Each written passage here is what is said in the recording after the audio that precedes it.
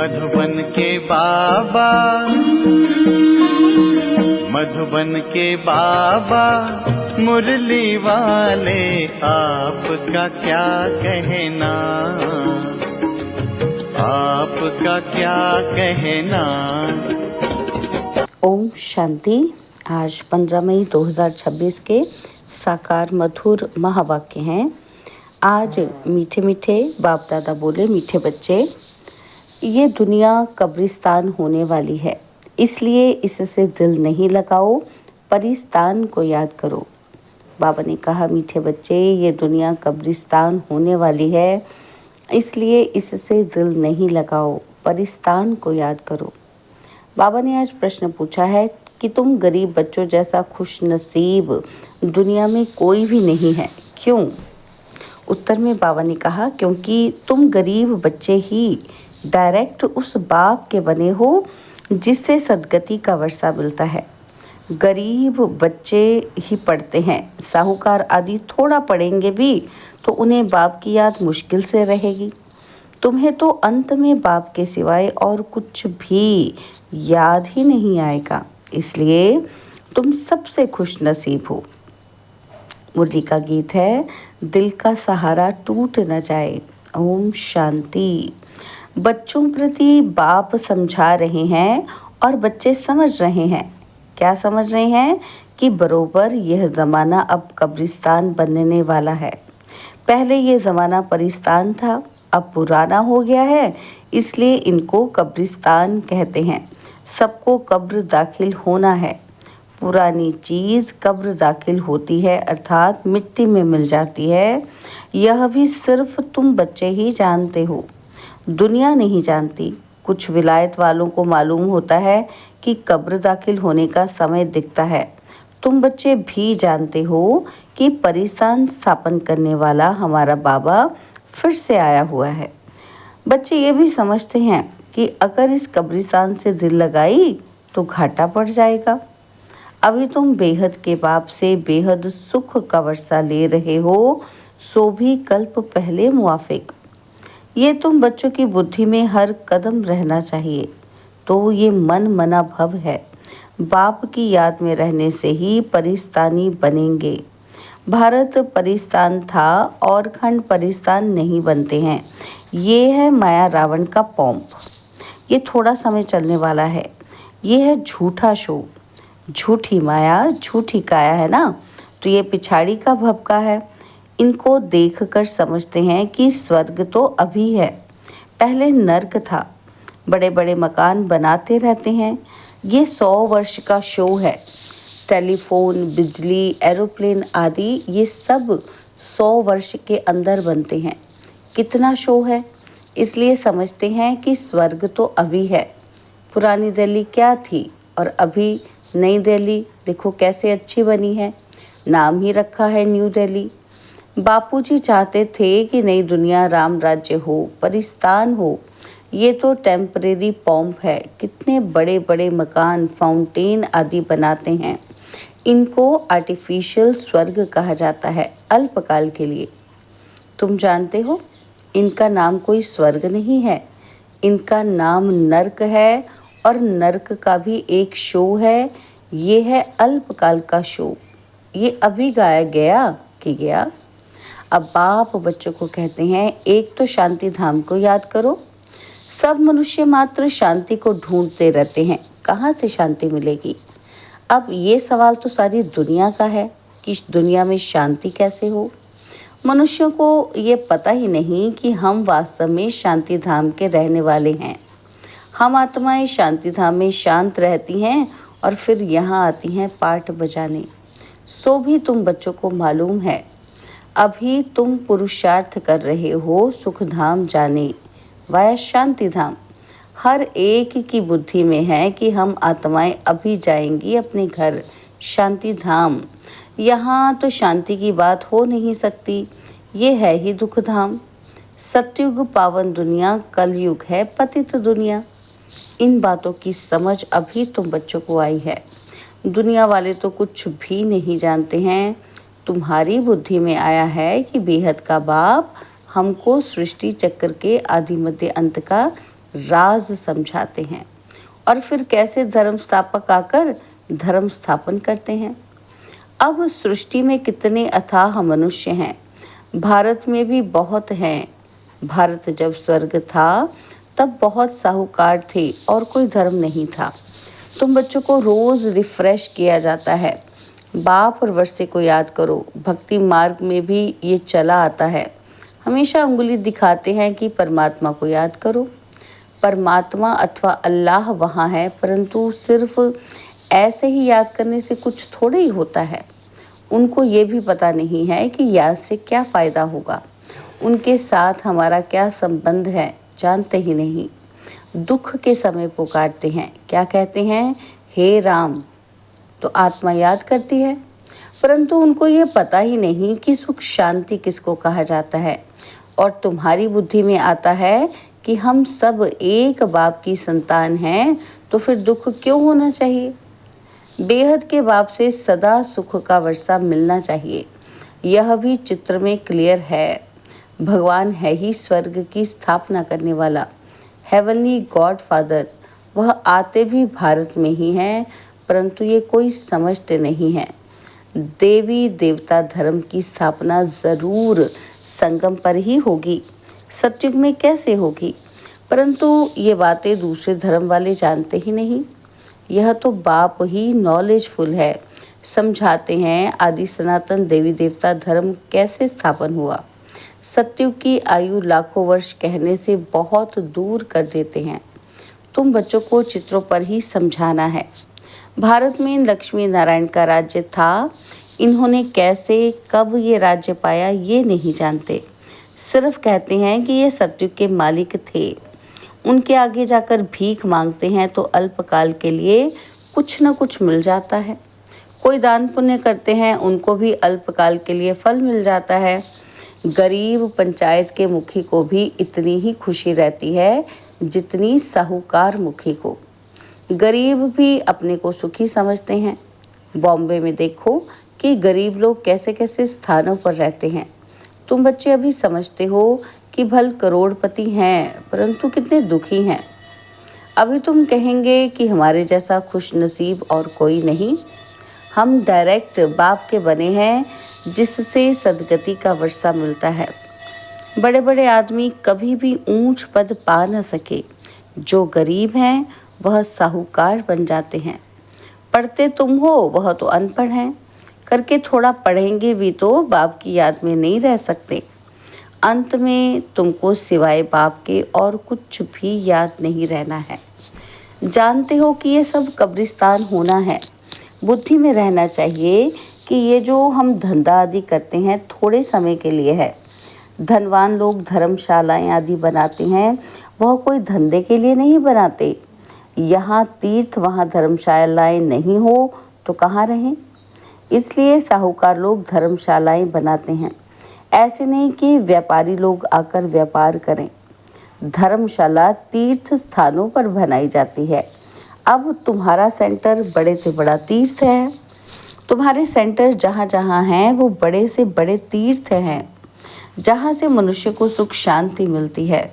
तुम्हारी यह गीता पाठशाला बड़ी है, ये सोर्स ऑफ इनकम है। इससे तुम्हारी बहुत आमदनी होती है। तुम बच्चों के लिए यह भी धर्मशाला है, बड़े से बड़ा तीर्थ है। तुम बेहद के बाप से बेहद का वर्षा लेते हो। इस जैसा बड़े से बड़ा तीर्थ कोई होता ही नहीं। उन तीर्थों पर जाने से तो तुमको कुछ भी मिलता नहीं है, ये भी तुम समझते हो। भक्त लोग बड़े प्रेम से मंदिर आदि में चरणामृत लेते हैं, समझते हैं उनसे हमारा हृदय पवित्र हो जाएगा, परंतु वह तो पानी है।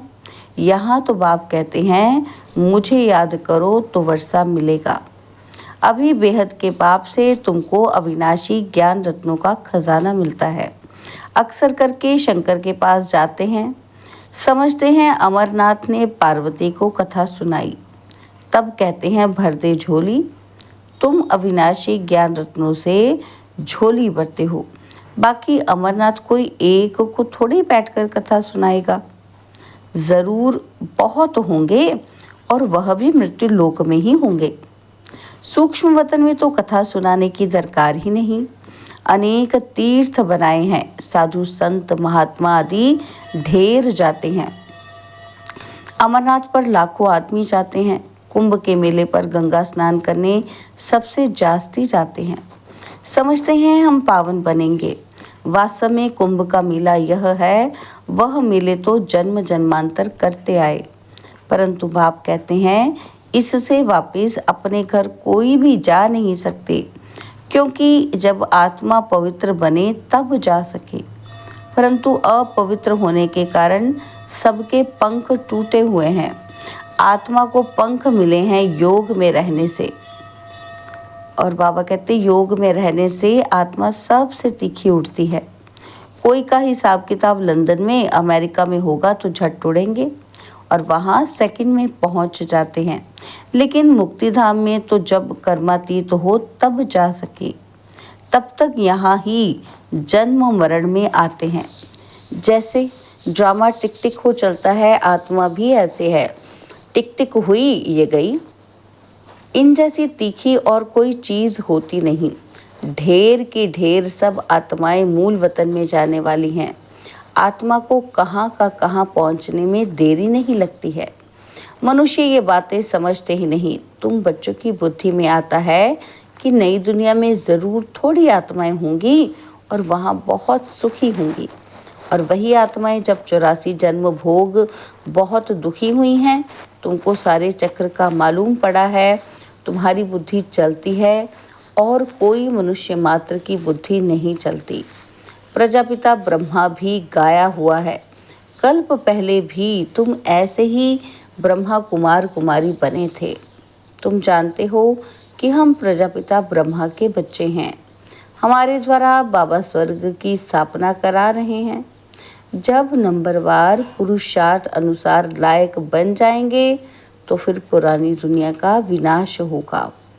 त्रिमूर्ति भी यहाँ ही गाया हुआ है। त्रिमूर्ति का चित्र भी रखते हैं, उसमें शिव को दिखाते नहीं। कहा भी जाता है ब्रह्मा द्वारा स्थापना, तो कौन कराते हैं? शिव बाबा, और विष्णु द्वारा पालना। तुम ब्राह्मण अभी लायक बन रहे हो देवता बनने के लिए। अभी तुम वह पाठ बजा रहे हो और कल्प के बाद फिर बजाएंगे।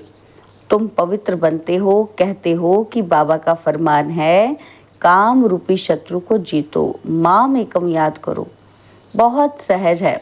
भक्ति मार्ग में तुम बच्चों ने बहुत दुख देखे हैं। थोड़ा करके सुख है तो भी अल्पकाल के लिए। भक्ति में साक्षात्कार होता है, सो भी अल्पकाल के लिए तुम्हारी आश पूरी होती है। यह साक्षात्कार होता है और वह भी मैं कराता हूँ। ड्रामा में नूंद है। जो पास्ट हुआ second by second drama shoot किया हुआ है। ऐसे नहीं कहते कि अब शूट हुआ, नहीं, यह तो अनादि बना बनाया ड्रामा है। जितने भी एक्टर्स हैं सबका पार्ट अविनाशी है। मोक्ष को कोई नहीं पाते हैं। सन्यासी लोग कहते हैं कि हम लीन हो जाते हैं। बाप समझाते हैं कि तुम अविनाशी आत्मा हो। आत्मा बिंदी है। इतनी छोटी सी बिंदी में 84 जन्मों का पाठ नूंधा हुआ है। ये चक्र चलता ही रहता है। जो पहले पहले पाठ बजाने आते हैं वही 84 जन्म लेते हैं। सब तो ले ना सके। तुम्हारे सिवाय और कोई की बुद्धि में ये नॉलेज नहीं है। ज्ञान का सागर एक ही बाप है। तुम जानते हो कि हम बाप से वर्षा ले रहे हैं। बाप हमको पतित से पावन बनाते हैं, सुख और शांति का वर्षा देते हैं। सतयुग में दुख का नाम निशान नहीं होता। बाप कहते हैं आयुष्मान भव, धनवान भव। निवृत्ति मार्ग वाले ऐसे आशीर्वाद दे न सके। तुम बच्चों को बाप से वर्षा मिल रहा है। सतयुग त्रेता है सुख धाम, और फिर दुख कैसे होता है ये भी कोई नहीं जानते। देवताएं वाम मार्ग में कैसे जाते हैं ये निशानियां हैं। जगन्नाथपुरी में देवताओं के चित्र ताज आदि पहने हुए दिखाते हैं, और फिर गंदे चित्र भी बनाए हैं।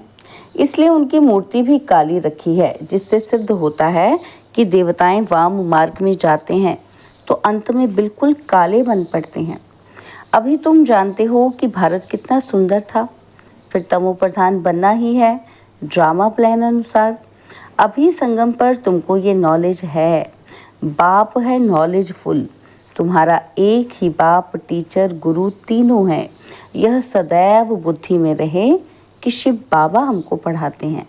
यह बेहद की पढ़ाई है जिससे तुम नॉलेजफुल बन गए हो, तुम सब कुछ जानते हो। वह कहते हैं सर्वव्यापी है और तुम कहते हो वो पतित पावन है। कितना रात दिन का फर्क है। अभी तुम मास्टर नॉलेजफुल बने हो नंबरवार। जो बाप के पास है वो तुमको सिखाते हैं। तुम भी सबको ये बताते हो कि बाप को याद करो तो 21 जन्मों के लिए वर्षा मिलेगा। अच्छा, मीठे मीठे सिकिलदे बच्चों प्रति माता पिता बाप दादा का याद प्यार और गुड मॉर्निंग। रूहानी बाप की रूहानी बच्चों को नमस्ते। हम रूहानी बच्चों की रूहानी बाप दादाजी को दिलवा जान सिकवा प्रेम से नमस्ते। ओम शांति। प्यारे बाबा, मीठे बाबा, मेरे बाबा, शुक्रिया बाबा, शुक्रिया बाबा, शुक्रिया। धारणा के लिए मुख्य सार है, पहला पॉइंट है स्वयं रिफ्रेश रहकर औरों को रिफ्रेश करने के लिए बाप और वर्षे की याद में रहना है और सबको याद दिलाना है। सेकंड पॉइंट है इस पुरानी दुनिया से, इस कब्रिस्तान से दिल नहीं लगानी है। शांति धाम सुख धाम को याद करना है, स्वयं को देवता बनने के लायक बनाना है। बाबा ने आज हमें वरदान दिया, ईश्वरीय अथॉरिटी द्वारा संकल्प व बुद्धि को ऑर्डर प्रमाण चलाने वाले मास्टर सर्वशक्तिवान भव। ईश्वरीय अथॉरिटी द्वारा संकल्प व बुद्धि को ऑर्डर प्रमाण चलाने वाले मास्टर सर्वशक्तिवान भव। जैसे स्थूल हाथ पाँव को बिल्कुल सहज रीति जहाँ चाहो वहाँ चलाते हो व कर्म में लगाते हो, वैसे संकल्प व बुद्धि को जहाँ लगाना चाहो वहाँ लगा सको। इसे ही कहते हैं ईश्वरीय अथॉरिटी। जैसे वाणी में आना सहज है, वैसे वाणी से परे जाना भी इतना ही सहज है, इतना ही सहज हो। तो बाबा कहते इसी अभ्यास से साक्षात्कार मूर्त बनेंगे। तो निरंतर अब इस अभ्यास को सहज और निरंतर बनाओ, तब कहेंगे मास्टर सर्वशक्तिवान। स्लोगन है स्वस्थिति शक्तिशाली हो तो परिस्थिति उसके आगे कुछ भी नहीं है।